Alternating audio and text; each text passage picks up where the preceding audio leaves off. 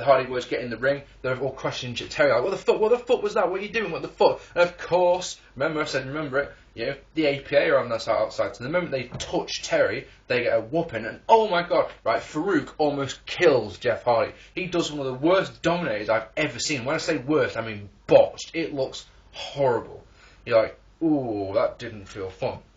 Good match though, 4 stars. Then we got another dud, unfortunately, as Tazz defeated the Big Bossman by disqualification. This was a weak match, because it lasted a colossal, and I tell you this when I say colossal, don't, you know, I'm genuine when I say colossal, 50 seconds. Oh yes, that's the way. Tazz, you know, fights in a great match against Kurt Angle in the opening bout at the Royal Rumble just a month before, and now he's just turned to this. Yeah, he wins by a DQ. Highlights of this match, yeah.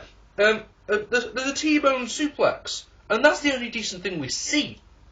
Albert interferes for the DQ, and then Albert and Bossman, they beat on Tazz, right? And beat him, and then he gets up, right? Hits a couple of moves, and then gets some more beats. Beats, gets up again, right?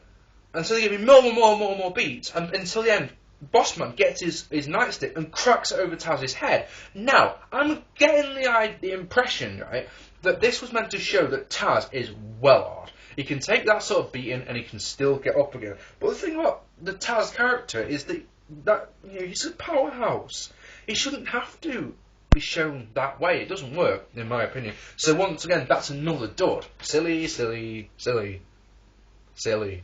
Next. Oh dear. X Pac defeating Kane in an okay no-holds-barred match. Now I could tell you all about this match, couldn't I? But I'm going to talk about something now that I think needs bringing up.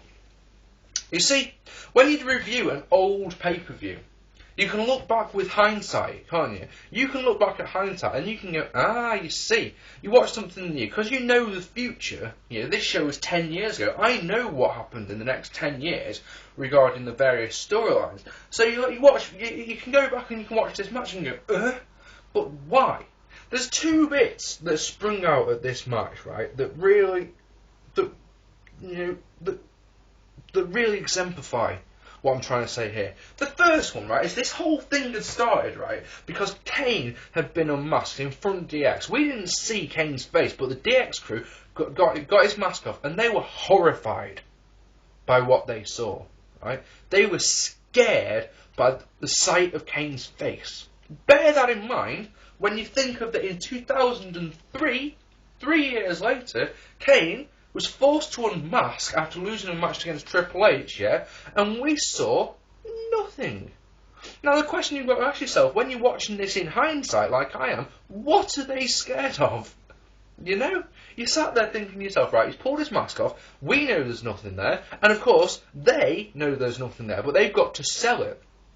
You know? But you're like, but what are they selling? You know, there's literally nothing there. The second part of this is that Tori, Kane's girlfriend, turned on him and turned heel and joined up with X Pac. Now, the reason she gave that she turned, right, was because, and I quote, Kane couldn't get it up.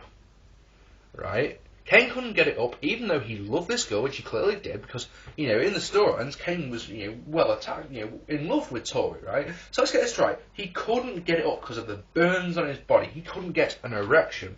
But years later, when he blackmails Lita into sleeping with him, he can get it up then. Not only can he get it up, but he's virile enough to get Lita pregnant. And you're like, this doesn't make any sense.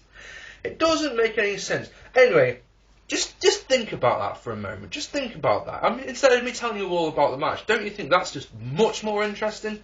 You know, he can't get an erection, even though he loves her. He's essentially raping Lisa, but he can get it up there. And of course, you know, mask came off. What can you say? Anyway, Tori got tombstoned, and X Pac dropkicked the steps into Kane's face. It was a 2-star match, to be fair. I just thought that was more interesting. Next, Rikishi and Too Cool defeated Chris Benoit, Perry Saturn, and Dean Malenko. Eddie Guerrero, of course, would have been in this match, but he dislocated his elbow on his first night on the job. That's got to suck, hasn't it? Anyway, before the bell, Eddie tries to get in a cheap shot on Rikishi, but Rikishi punches him right on the elbow. That must have stung. What can we say about this, right? Let me tell you. Amazingly, Scotty and Grandmaster Sexay both look great.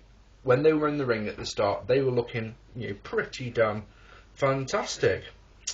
Rikishi then gets a tag, cleans house before the Radicalz start to target. Rikishi's working with a bad leg, yeah. So Radicalz, of course, being the psychology gods that they are, start working over the injured leg. It's brilliant. It's fantastic. Massive Malinky elbow, sorry. Yeah, Scotty's going for the worm. He does the W-O, and Malenko comes in and whacks him, bam, with this elbow that makes me laugh. That has the king in stitches. Just fucking hilarious. Rikishi then isolates the Radicalz.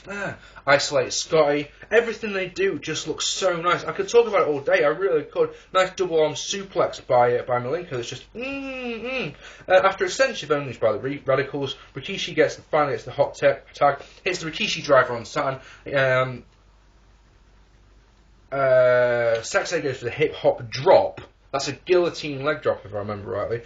That gets nothing. As Benoit breaks up with a diving headache. What the fuck's going on with me? A diving headache by Benoit. Ooh. Gets it in midair like, ooh, headache. Rikishi driver and the Banzai drop get the pin on Malenko. In my opinion, the wrong team won here. The Radicalz' first appearance on pay-per-view, and they job out to Too Cool. Now, yes, we mentioned at the Royal Rumble review, did we not, that Too Cool were uber over at this time. Yes, they were, but, wrong team won. Anyway, it's a 3-star match. It's solid. It's good. Like I say, Scotty and Sexay even look good against these guys. And as we'll discover in the next couple of months when we go to Backlash, Scotty and Dean put on one of the best lightweight matches you'll ever see. So stay tuned for that.